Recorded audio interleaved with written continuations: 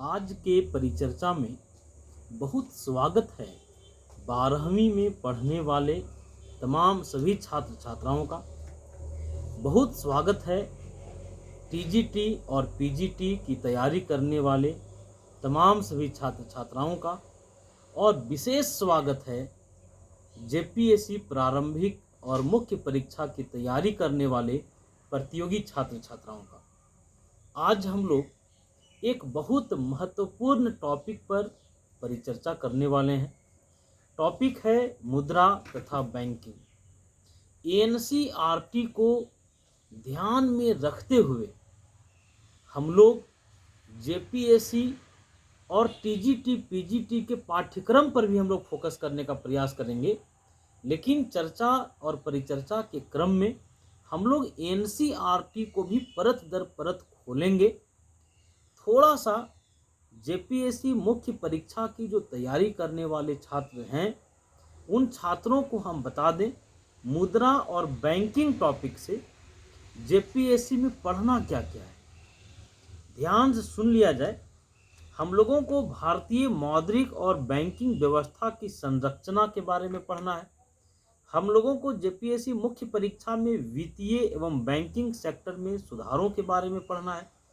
हम लोगों को ग्रामीण ऋणों पर ग्रामीण बैंकों के प्रभाव के बारे में पढ़ना है। हम लोगों को ग्रामीण ऋण के स्रोत एवं समस्याओं के बारे में पढ़ना है। हम लोगों को चर्चा करना है संस्थागत ऋण, स्वयं सहायता समूह, सूक्ष्म वित्त, नाबार्ड और क्षेत्रीय ग्रामीण बैंक के ऊपर। और हम लोगों को चर्चा करना है अनुसूचित व्यवसायिक बैंकों के ऊपर। और हम लोगों को ग्रामीण सहकारिता के बारे में भी पढ़ना है, वित्तीय समावेशन के बारे में भी पढ़ना है। जेपीएससी मुख्य परीक्षा की तैयारी करने वाले तमाम सभी छात्र छात्राओं को हम बता दें जेपीएससी के हर टॉपिक पर बहुत विस्तृत चर्चा हम लोग करने का प्रयास करेंगे। अभी जो तरीका हम लोगों ने अपनाया है चर्चा का कि पहले ऑब्जेक्टिव प्रश्न हम लोग देखते हैं और उस ऑब्जेक्टिव प्रश्न पर हम लोग जम के चर्चा करते हैं, खुल के चर्चा करते हैं। इसका मकसद है कि पूरा कॉन्सेप्ट आपका बढ़िया हो जाए, आपकी जो बुनियाद है, जो नींव है वो ठीक हो। चलिए हम लोग आज के चर्चा को शुरू करें।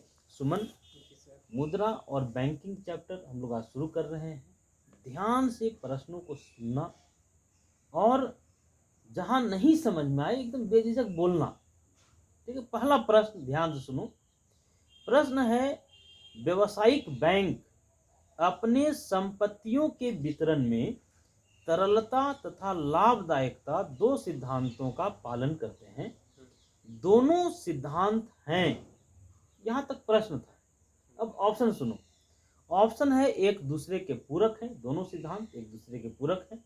ऑप्शन बी है दोनों सिद्धांतों में विपरीत संबंध है। ऑप्शन सी है दोनों सिद्धांतों में कोई संबंध नहीं है। और ऑप्शन डी है इनमें से कोई नहीं। सुमन, ध्यान से पहले समझो। जब भी कोई कॉमर्शियल बैंक, जब कोई व्यावसायिक बैंक अपने संपत्तियों का वितरण करने लगता है, अपने संपत्तियों का बंटवारा करने लगता है, तो बहुत सारे सिद्धांतों को ध्यान में रखता है। ठीक, बहुत सारे सिद्धांत हैं जिसमें लाभदायकता एक सिद्धांत है, तरलता एक सिद्धांत है, विनियोजन की विविधता भी एक सिद्धांत है, संपत्तियों की सुरक्षा भी एक सिद्धांत है, राष्ट्रीय हित भी एक सिद्धांत है। ठीक, जब व्यावसायिक बैंक अपनी संपत्तियों का बंटवारा करने लगता है तो मुख्य रूप से दो सिद्धांतों को ध्यान में वो रखता है। दो सिद्धांत कौन कौन है? तो एक सिद्धांत है लाभदायकता और दूसरा सिद्धांत है तरलता। ठीक, इसको लोग इस तरह से भी बोलते हैं कि एक कुशल बैंकर, एक अच्छा बैंकर जब अपने संपत्तियों को बांटने लगता है तो तरलता और लाभदायकता दोनों विपरीत सिद्धांतों में समन्वय स्थापित करता है। तो इस बात से तुमको ये पता चल गया होगा कि तरलता और लाभदायकता कैसे सिद्धांत हैं। तो दोनों एक दूसरे के विपरीत सिद्धांत है। क्लियर? तरलता और लाभदायकता कैसा सिद्धांत है? दोनों एक दूसरे के विपरीत, दोनों विपरीत सिद्धांत है। ठीक, तो इस क्वेश्चन का जवाब तुमको मिल गया होगा हाँ। कि लाभदायकता और तरलता दो सिद्धांतों का पालन व्यवसायिक बैंक अपनी संपत्तियों का बंटवारा करते समय करता है। लेकिन तरलता और लाभदायकता दोनों सिद्धांत कैसे सिद्धांत हैं? तो परस्पर अलग सिद्धांत, विपरीत सिद्धांत हैं। तो हम लोगों को अब समझना है कि तरलता क्या है, हम लोगों को समझना है कि लाभदायकता का सिद्धांत क्या है, और दोनों एक दूसरे से विपरीत कैसे है। इसको ऐसे समझो कि हम लोग व्यवसायिक बैंकों के पास जो पैसा रखते हैं, व्यवसायिक बैंक अगर उस पैसा को अपने पास नगद रखे रहेगा, व्यवसायिक बैंक अपने पास तरल रूप में रखे रहेगा, तो बताओ व्यवसायिक बैंक को लाभ होगा? जैसे जो पैसा हम लोग बैंक के पास रखे, सारा पैसा बैंक अपने तिजोरी में नगद के रूप में रख ले, तो क्या बैंक को कोई लाभ होगा? क्या बैंक को कोई लाभ नहीं होगा। बैंक को लाभ कब होता बाबू? जो पैसा हम लोग बैंक के पास रखे थे, अगर उस पैसा को बैंक दूसरे लोगों को, दूसरे ग्राहकों को उधार देता, तो बैंक को लाभ होता कि नहीं? बैंक को ब्याज मिलता। तो जो पैसा हम लोग बैंक के पास रखते हैं, अगर सारा पैसा बैंक अपने पास नगद के रूप में रखे रहेगा, तरल रूप में रखे रहेगा, तो बैंक को लाभ नहीं होगा। क्लियर? लेकिन एक बात बताओ, बैंक के लिए नगद रखना भी जरूरी है कि नहीं? जो पैसा हम लोग बैंक के पास रखते हैं, हम लोग ये समझते हैं कि वो पैसा नगद है, हम लोग कभी भी उस पैसा को निकालने के लिए बैंक जा सकते हैं। नहीं, अगर हम अपना पैसा बैंक से निकालना चाहें और बैंक ये कह दे कि हम आपका पैसा किसी और को उधार दे दिए, बैंक अगर ये कह दे कि हम आपका पैसा किसी और को दे दिए, हम नहीं दे पाएंगे, तो ग्राहक का विश्वास, ग्राहक का भरोसा बैंक से उठ जाएगा कि नहीं? तो ग्राहक का भरोसा बनाए रखने के लिए बैंक को क्या करना पड़ेगा? बैंक को फिर अपने पास नगद रखना होगा, पैसा लिक्विड फॉर्म में रखना होगा, नगद रूप में रखना होगा। क्लियर? तरलता का मतलब समझा गया? ग्राहक का विश्वास बनाए रखने के लिए बैंक को क्या करना पड़ेगा? अपने पास नगद रूप में पैसा को रखना पड़ेगा। हम लोग जानते हैं कि दुनिया का कोई भी कारोबार का जो नींव है वो ग्राहक का भरोसा है। अगर ग्राहक का भरोसा हट जाए तो बताओ कोई भी कारोबारी अपने व्यापार में असफल हो जाएगा कि नहीं? तो ग्राहकों का भरोसा बनाए रखने के लिए बैंक को तरलता के सिद्धांत पर भी चलना पड़ता है, अपने पास लिक्विड मनी रखना पड़ता है, अपने पास नगद पैसा रखना पड़ता है। वही दूसरी ओर लाभदायकता का मतलब क्या है? बैंक को लाभ तब होगा जब बैंक तरलता का त्याग करेगा, अपने पास नगद नहीं रखेगा, तभी बैंक को लाभ होगा। क्लियर? तो बैंक को लाभ कमाने के लिए क्या करना होगा? अपने पास नगद नहीं रखना पड़ेगा। ग्राहक का विश्वास जीतने के लिए क्या करना पड़ेगा? उसको अपने पास नगद रखना पड़ेगा। बोलो, तरलता और लाभदायकता दोनों विपरीत चीज है कि नहीं? है विपरीत। अगर वो नगद रखेगा तो लाभ नहीं होगा, लाभ नगद नहीं रखेगा तो फिर वो विश्वास उड़ जाएगा। उड़ जाएगा। तो इस तरह से हम लोग चर्चा किए कि तरलता और लाभदायकता दोनों परस्पर विरोधी सिद्धांत है, और एक कुशल बैंकर को क्या करना पड़ता है जी? एक कुशल बैंकर को दोनों विपरीत सिद्धांतों में समन्वय स्थापित करना पड़ता है। तरलता और लाभदायकता जो दो विपरीत सिद्धांत हैं, दोनों विपरीत सिद्धांतों में उसको तालमेल स्थापित करना पड़ता है, समन्वय स्थापित करना पड़ता है। ठीक, अब इसको ऐसे समझना सुमन, तुमको हम बड़ा सिंपल एक उदाहरण दे रहे हैं। तुम कोई बिल्ली को देखे हो? बिल्ली अपने छोटे से बच्चे को लेकर के मुंह में उठाती है और एक छत से दूसरा छत में चौंक जाती है, ऐसा देखे हो? अगर मान लो बिल्ली अपने बच्चे को जो मुंह से दबाई हुई है, अगर उसको ढीला पकड़े तो क्या होगा? बच्चा गिर के मर जाएगा कि नहीं? और बिल्ली अगर उसको बहुत कस के पकड़ ले तो नहीं गिरेगा। तो अगर कस के पकड़ ले तो उसके दांत से दब के मर जाएगा। अगर ढीला पकड़े तो गिर के मर जाएगा, कस के पकड़े मर जाएगा तो दांत से की कसावट से मर जाएगा।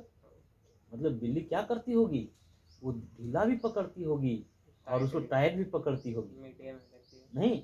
तो बताओ, इसी तरह से व्यावसायिक बैंक को भी तरलता और लाभदायकता दोनों विपरीत सिद्धांतों में समन्वय स्थापित करना पड़ता है।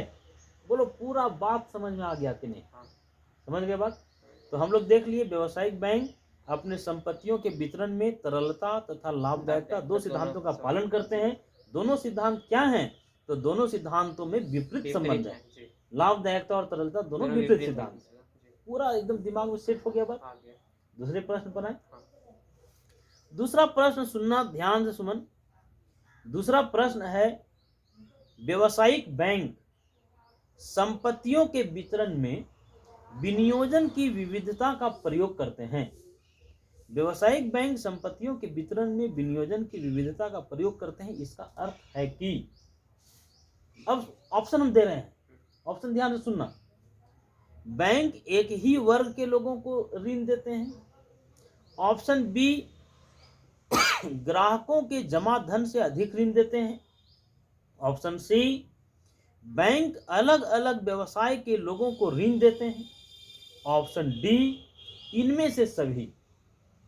तो सुमन देखो, अभी तो तुक्का लगाओगे नहीं यार। अगर विनियोजन की विविधता का मतलब तुम समझे ही नहीं तो कोई भी ऑप्शन तुम्हारे लिए तुम तुक्का लगाने का काम करोगे। और हम लोगों को तुक्का लगाना नहीं। इकोनॉमिक्स रियल में इजी चीज है। बोलो, पहला क्वेश्चन एकदम बहुत आसान लगा कि नहीं? उससे भी ज्यादा आसान है। तो पहले तुमको समझना पड़ेगा कि विनियोजन की विविधता है क्या। चलो तुमको हम एक उदाहरण देते हैं। किसी अंडा के बिजनेसमैन को देखना, किसी अंडा दुकान में कभी जाना, तो वहां तुमको दिखेगा कि एक अंडा व्यापारी दुकान के सभी अंडों को एक ही टोकरी में नहीं रखा है। दुकान के सब अंडा को एक ही टोकरी में वो नहीं रखता है, अलग अलग टोकरी में रखता है। 100 गो टोकरी में रखा। क्यों ऐसा करता है जी? ऐसा इसलिए करता है कि मान लो एक ही टोकरी में सारे अंडों को रखता और वो टोकरी गलती से गिर जाता तो उसका बिजनेस तुरंत ठप हो जाता कि नहीं? ऐसा होता कि नहीं? इसलिए वो क्या करता है कि 100 गो टोकरी में रखा, अगर गलती से एक गो टोकरी गिर गया अंडा का तो 99 गो सुरक्षित रहेगा। क्लियर? तुम कहीं सफर करते हो सुमन, तुमको 1 लाख रुपया लेके जाना है नगद, ठीक है? तो क्या करता है जी बताओ? सारा पैसा एक ही पैकेट में नहीं रखता है। सच बात है कि नहीं? कुछ जो है सो हम लोग शर्ट के पैकेट में रखते हैं, कुछ पैंट के पैकेट में रखते हैं, कुछ बैग में रखते हैं, कुछ चोर पैकेट में रखते हैं। नहीं कि अगर एक जगह से कहीं कोई निकाल भी लिया, चाहे गिर भी गया, तो सब पैसा नहीं गिरेगा। हम लोग अपने व्यवहारिक जीवन में ये काम करते हैं कि नहीं? व्यावसायिक बैंक भी यही काम करता है।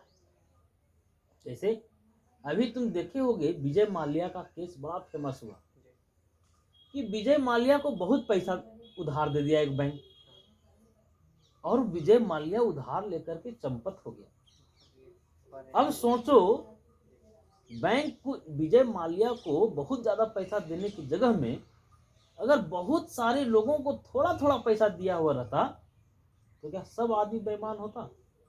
एक आदमी बेईमान हो सकता था। बोलो, विनियोजन की विविधता समझ रहे हो? एक आदमी को बहुत ज्यादा उधार देने की जगह में बैंक के लिए अच्छा क्या है? बैंक के लिए अच्छा है कि बहुत सारे लोगों को थोड़ा थोड़ा उधार दे। नहीं, एक आदमी को अरबों रुपया देने की जगह में सैकड़ों आदमी को लाखों लाख देना ठीक होगा। ये विनियोजन की विविधता का मतलब है। इसको ऐसे भी समझो, विनियोजन की विविधता जो है, बैंक अपने संपत्तियों को सुरक्षा प्रदान करने के लिए विनियोजन की विविधता के नीति का सहारा लेता है। ये अलग अलग तरह के व्यापार के लोगों को उधार देता है, एक ही तरह के लोगों को उधार नहीं देता है। इसको ऐसे समझना सुमन, समझ रहे हो कि नहीं? कि जैसे मान लो बैंक सारा उधार किसान को दे दिया, ठीक? बैंकों को जो उधार देना था, अपनी संपत्ति का जो वितरण करना था, सब किसान को दे दिया। किसान ईमानदार भी है, किसान चाहता है कि बैंक से लिया गया कर्ज वो टाइम पर लौटा दे। हाँ। ठीक, अब क्या होगा सुमन कि सूखा पड़ गया, किसान क्या चाह करके भी बैंक को उधार देने सकेगा? अगर मान लो बैंक किसान को कुछ उधार देता, कुछ उद्योगपति को उधार देता, कुछ नौकरी वाले को देता, बोलो एक वर्ग अगर नहीं भी लौटाने सकता तो दूसरा वर्ग उधार लौटा देता कि नहीं? हाँ। अभी सोचो, अभी का जो कोरोना का जो संकट है जी। उससे जोड़ के तुम देखो, अभी व्यापारी बेहाल है कि नहीं? हाँ। अगर बिजनेसमैन को अगर बैंक उधार दिया होगा तो सबका दुकान बंद है, सबका शटर बंद है, उसका आमदनी नहीं है, देगा कैसे? तो वो क्या देने सकेगा? नहीं। लेकिन नौकरी वालों को अगर दिया हुआ होगा तो नौकरी वालों को तो वेतन मिल रहा है, हम पर्सनल लोन लिए हैं तो हमको तो वेतन मिलता है, हम टाइम पर दे देते हैं अपना। तो विनियोजन की विविधता का मतलब यह है कि बैंक एक ही तरह के व्यापार के लोगों को उधार देने की जगह में बहुत सारे तरह के व्यापार के लोगों को उधार देता है, और एक आदमी को बहुत ज्यादा उधार देने की जगह में बहुत सारे लोगों को थोड़ा थोड़ा उधार देता है। क्लियर? सब। आसान चीज था। हाँ। अब हम क्वेश्चन पर आते हैं। व्यवसायिक बैंक संपत्तियों के वितरण में विनियोजन की विविधता का प्रयोग करते हैं। इसका अर्थ है कि, अब तुम छाटना, बैंक एक ही वर्ग के लोगों को ऋण देते हैं, गलत।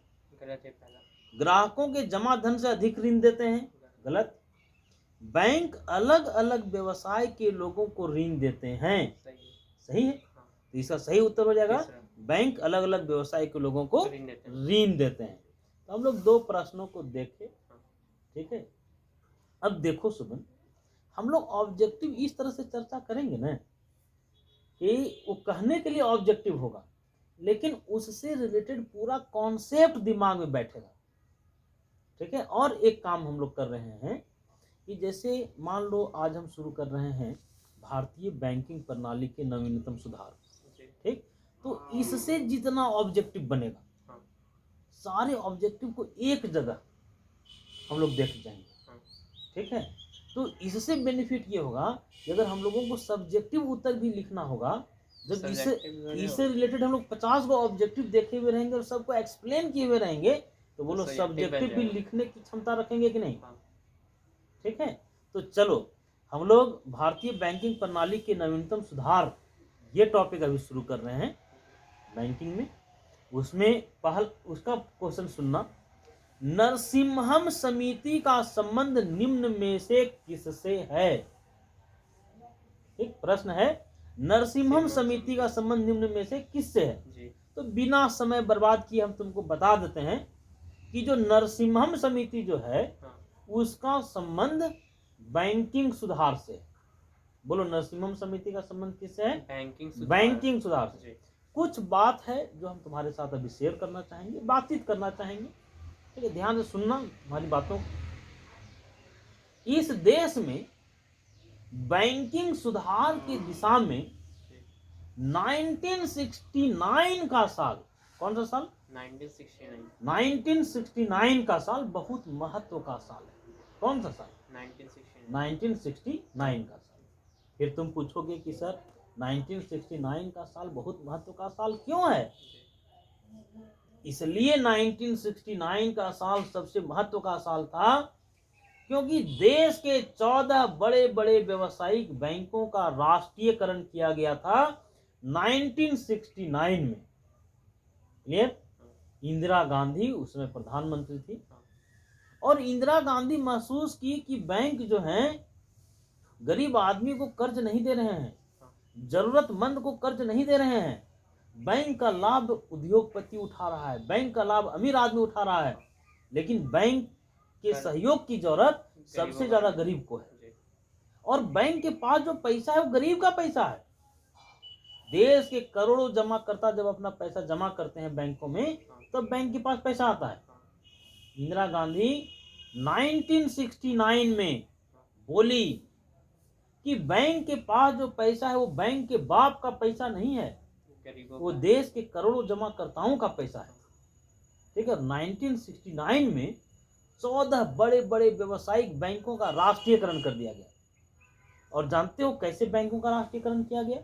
वैसे बैंक जिनकी पूंजी 50 करोड़ रुपया या 50 करोड़ रुपया से ज्यादा था, वैसे 14 बड़े बैंकों का राष्ट्रीयकरण 1969 में कर दिया गया। ठीक, इंदिरा गांधी के टाइम। अब देखो, हम लोगों को एकदम पारखी नजर रखना है। जैसे बगुला को देखो, ये एकदम बगुला पूरा ध्यान पूरा मछली पर लगाए रखता है। नहीं, हम लोगों को भी अपना नजर बनाए रखना है कि ऑब्जेक्टिव हुआ कहाँ बनेगा, ऑब्जेक्टिव क्वेश्चन कहाँ बन सकता है।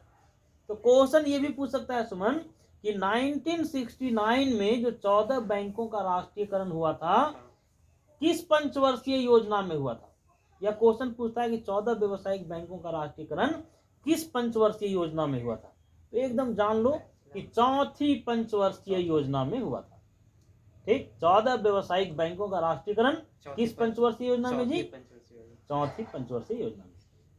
फिर एक बात जानो कि फिर जब छठी पंचवर्षीय योजना जब चल रहा था, तो छठी पंचवर्षीय योजना में 1980 में 6 व्यावसायिक बैंकों का राष्ट्रीयकरण कर दिया गया।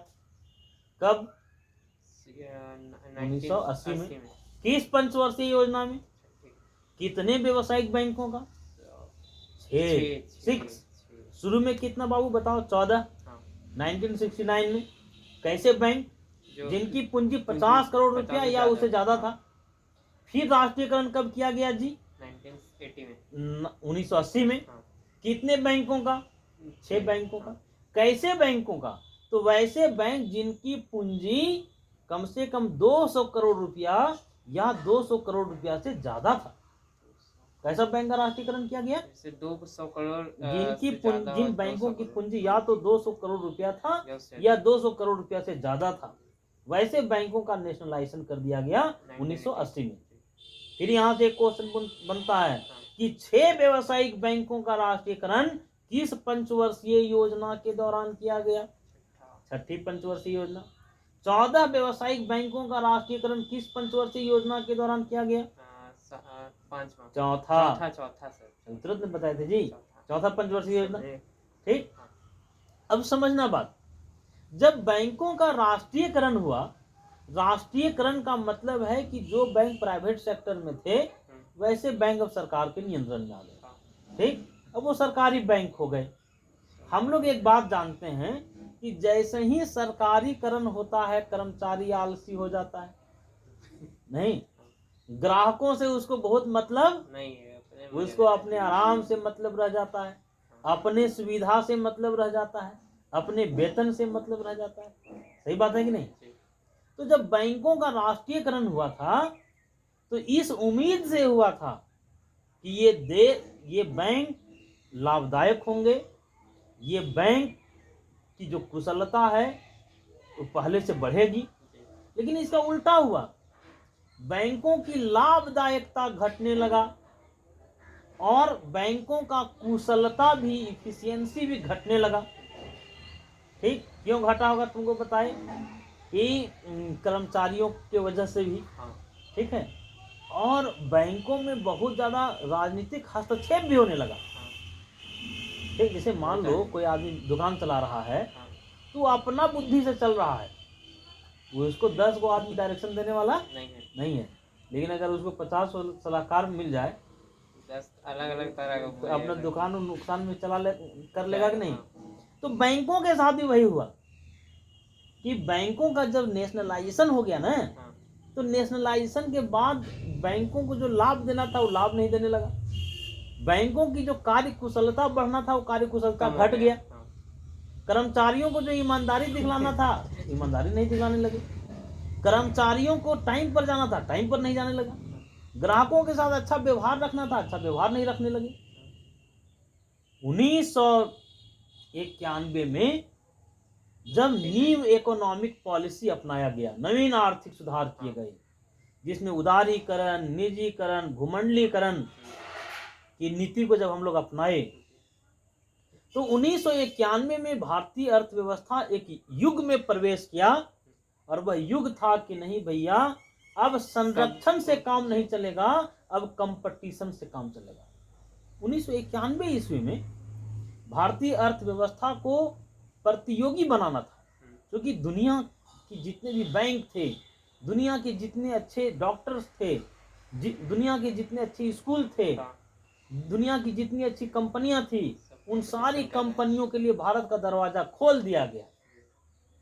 और जब खोल दिया गया तो कंपटीशन बढ़ा, और जब उस कंपटीशन का सामना करने के लायक आप नहीं रहिएगा तो आपको बाजार छोड़ के भागना पड़ेगा कि नहीं। हाँ, इसलिए 1991 में, अब मेरी बात ध्यान से सुनना सुमन, 1991 में 14 अगस्त 1991 में नरसिम्हम के अध्यक्षता में 9 सदस्यीय समिति का गठन किया गया।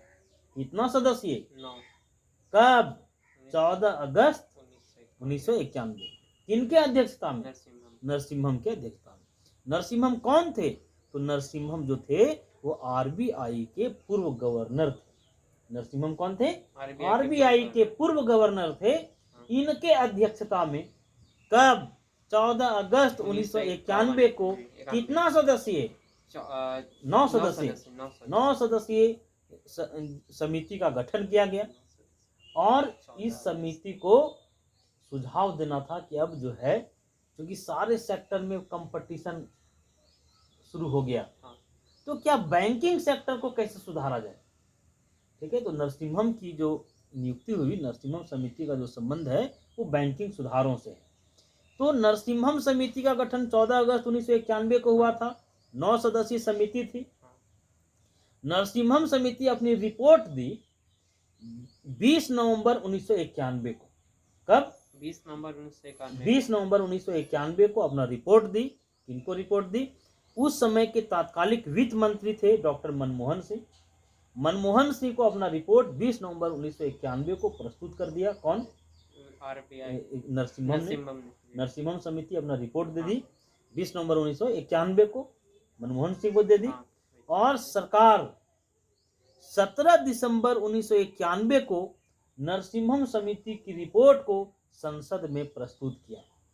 17 दिसंबर 1991 को नरसिम्हम समिति की रिपोर्ट को कहाँ रखा गया? संसद में रखा गया, प्रस्तुत किया गया। अब देखो सुमन, एक बात और है कि नरसिम्हम समिति का गठन हुआ था 1991 में, है ना। कब जी? 14 अगस्त 1991। कितना सदस्यीय? 9 सदस्यीय। ठीक। अब एक बात जानो कि यहाँ से क्वेश्चन पूछता है कि जब नरसिम्हम समिति का गठन हुआ था उस समय कौन सी पंचवर्षीय योजना चल रही थी? तो जान लो, उसमें कोई पंचवर्षीय योजना नहीं चल रही थी। उस समय तीसरा योजना अवकाश था। ठीक, तीसरा योजना अवकाश था 1990 से 92। 1990 से 92 का जो समय है वो तीसरा योजना अवकाश का समय है। ठीक, तो तीसरा योजना अवकाश के समय गठित हुआ था ये नरसिम्हम समिति। बैंकिंग सुधार से संबंध रखता है। और ये क्या कहा, मुख्य बात समझ लो, नरसिम्हम समिति अपने सिफारिश में कहा कि देखिए बैंकों को पॉलिटिक्स से मुक्त रखिए। अगर बैंकों में बहुत ज्यादा अनावश्यक राजनीतिक हस्तक्षेप होगा तो बैंक अच्छा परफॉर्मेंस कैसे करेगा। बैंक को निर्णय लेने दीजिए, ठीक है, उसको राजनीतिक हस्तक्षेप से अलग कर दीजिए। और कहा कि बैंकों को प्रतिस्पर्धी क्षमता बढ़ाने दीजिए। देखो, आज बैंक अगर प्रतिस्पर्धी क्षमता अपना बढ़ा लिए होते तो आज बैंकों का निजीकरण करने का नौबत नहीं आता। नहीं, आज के समय में मोदी सरकार जो बैंकों का जो निजीकरण करने जा रही है, बहुत सारे बैंक जो प्राइवेट सेक्टर में जा रहे हैं, इसका एक बड़ा कारण ये भी है कि सरकारी क्षेत्र के जो बैंक हैं वो अपनी प्रतिस्पर्धात्मक क्षमता, अपनी कॉम्पिटिटिव क्षमता को नहीं बढ़ा पाए। ठीक, तो नरसिम्हम समिति से संबंधित हम लोग ऑब्जेक्टिव देखे। 3 प्रश्नों को हम लोग देख लिए। कहने के लिए 3 प्रश्न था लेकिन इससे बहुत सारे ऑब्जेक्टिव बन रहे थे, हम लोग देख लिए। अब चलो चौथे प्रश्न पर हम लोग आए। चौथा प्रश्न है सुमन, नरसिम्हम समिति की सिफारिश में बैंकिंग संरचना में कितने स्तर की सिफारिश किया गया। एक बार फिर से सुनो, नरसिम्हम समिति की सिफारिश में, नरसिम्हम समिति जो सिफारिश किया उसमें बैंकिंग संरचना में कितने स्तर की सिफारिश किया गया। एक बात जान लो, नरसिम्हम समिति ने बैंकिंग संरचना में 4 स्तरों का सुझाव दिया। बैंकों को कितने स्तर का बैंक होना चाहिए भारत में? 4 स्तर। ठीक, पहला कहा कि प्रथम स्तर में 3 या 4 बैंक ऐसे हों जो अंतर्राष्ट्रीय क्षेत्र के बैंक हों। प्रथम स्तर में 3 या 4 अंतर्राष्ट्रीय क्षेत्र के बैंकों की बात किया गया। दूसरे स्तर में 8 या 10 राष्ट्रीय स्तर के बैंकों की बात की गई। तीसरे स्तर में क्षेत्रीय बैंक की बात किया गया और चौथे स्तर में ग्रामीण बैंक की बात किया गया। चौथे स्तर में ग्रामीण बैंक, तीसरे स्तर में क्षेत्रीय बैंक, दूसरे स्तर में 8 से 10 राष्ट्रीय स्तर के बैंक और प्रथम स्तर में 3 या 4 अंतर्राष्ट्रीय क्षेत्र के बैंक। ठीक, अब क्वेश्चन पर आओ। नरसिम्हम समिति की सिफारिश में बैंकिंग संरचना में कितने स्तर की सिफारिश किया गया? 4। कौन कौन, समझ में आ गया बात। अब चलो हम लोग 5वां प्रश्न पर आते हैं और ये हमारा आज का अंतिम प्रश्न है। सुनो, ठीक है। प्रश्न है, निम्न सिफारिश में कौन नरसिम्हम समिति ने किए? ऑब्जेक्टिव इतना सरल नहीं होता है जी। बहुत लोग ऑब्जेक्टिव को समझता है कि नहीं बहुत आसान है, लेकिन ऐसा नहीं है। जब तक नरसिम्हम समिति के सारे सिफारिशों को तुम नहीं समझोगे, अगर पूछ देगा कि निम्न में से नरसिम्हम समिति का सिफारिश कौन सा नहीं है, ठीक है, तो कौन सा नहीं है ये जानने के लिए तुमको ये जानना पड़ेगा कि कौन कौन सिफारिश नरसिम्हम समिति का था। नहीं, अब देखो, निम्न सिफारिश में कौन नरसिम्हम समिति ने किए? ऑप्शन ए, बैंकों तथा अन्य वित्तीय संस्थानों पर निगरानी करने के लिए रिजर्व बैंक के निर्देशन में एक अर्ध स्वायत्त संस्था सेमी ऑटोनोमस बॉडी गठित की जानी चाहिए। ये सिफारिश नरसिम्हम समिति ने किया था। नरसिम्हम समिति ये कहा कि बैंकों पर पहले नियंत्रण किसका था जानते हो? वित्त मंत्रालय का एक विभाग होता था, बैंकिंग विभाग। वित्त मंत्रालय का एक बैंकिंग विभाग होता था, उसका नियंत्रण रहता था बैंकों पर। ठीक, लेकिन नरसिम्हम समिति ये कहा कि नहीं, बैंकों पर कंप्लीट नियंत्रण आरबीआई का रहने दीजिए। ठीक, ये सिफारिश नरसिम्हम समिति ने किया था। तो इसका मतलब ये ऑप्शन सही है। निम्न सिफारिश में कौन नरसिम्हम समिति ने किए? तो पहला हम लोग देखें, बैंकों तथा अन्य वित्तीय संस्थानों पर निगरानी करने के लिए रिजर्व बैंक के निर्देशन में एक अर्ध स्वायत्त संस्था गठित की जानी चाहिए। ये सिफारिश नरसिम्हम समिति ने किया था। दूसरा सुनो, शाखा लाइसेंसिंग पद्धति समाप्त की जानी चाहिए। ये भी नरसिम्हम महोदय ने कहा था। शाखा लाइसेंसिंग क्या है कि कोई, जैसे मान लो बैंक ऑफ इंडिया को अगर कहीं ब्रांच खोलना है तो उसको लाइसेंस लेना पड़ेगा। जैसे मान लो चतरा में ब्रांच है उसका, अगर वो कुंदा में ब्रांच करना चाहेगा तो उसको लाइसेंस की जरूरत होगी। तो कहा कि नहीं, लाइसेंस खोलने के लिए कोई शाखा खोलने के लिए कोई लाइसेंस की जरूरत नहीं होना चाहिए। ये भी नरसिम्हम महोदय ने कहा था। और तीसरा बात सुनो, 1991-92 से वैधानिक तरलता अनुपात, जिसको हम लोग एसएलआर कहते हैं, एसएलआर में धीरे धीरे कमी की जानी चाहिए और अगले 5 वर्षों में इसे घटाकर 25% तक लाया जाना चाहिए। ये भी नरसिम्हम महोदय ने कहा था। ठीक, नरसिम्हम महोदय ने क्या कहा कि 1991-92 से जो एसएलआर है, वैधानिक तरलता अनुपात जो है, उसको धीरे धीरे कम किया जाना चाहिए और 5 सालों में इसे घटा के 25% कर देना चाहिए। अब सुमन, तुम्हारे मन में एक सवाल आ रहा होगा कि एसएलआर क्या है, वैधानिक तरलता अनुपात क्या है? क्योंकि वीडियो बहुत सारे ऐसे लोग भी देखते हैं जो इकोनॉमिक्स बैकग्राउंड से नहीं है, केमिस्ट्री के हैं और वो जेपीएससी की तैयारी कर रहे हैं, तो उन लोगों को क्लियर कर देना जरूरी है। एसएलआर पहले समझो। व्यवसायिक बैंकों को अपने जमा धन का एक निश्चित भाग अपने पास नगद के रूप में रखना पड़ता है। ये वैधानिक तरलता अनुपात या एसएलआर कहलाता है। समझ में जी? बैंकों को अपने जमा धन का एक निश्चित भाग कहाँ रखना पड़ेगा? अपने पास रखना पड़ेगा। इसको हम लोग कहेंगे वैधानिक तरलता अनुपात। क्लियर? अपने जमा धन का एक निश्चित भाग अपने पास रखना पड़ेगा। फिर तुम पूछ सकते हो क्यों रखना पड़ेगा भाई? ग्राहक अपना पैसा जब मांगने आवेगा तो ग्राहक को भुगतान करने के लिए उसको अपने पास नगद रखना होगा। हम लोग कुछ देर पहले चर्चा किए कि इसको तरलता और लाभदायकता दोनों सिद्धांतों का ख्याल रखना पड़ता है। ठीक, एसएलआर समझ में आ गया? व्यवसायिक बैंकों को अपने जमा धन का एक निश्चित भाग क्या करना पड़ेगा? नगद रखना पड़ेगा, एसएलआर कहलाएगा। तो ये क्या सिफारिश किया कि 1991-92 से एसएलआर को धीरे धीरे कम करो।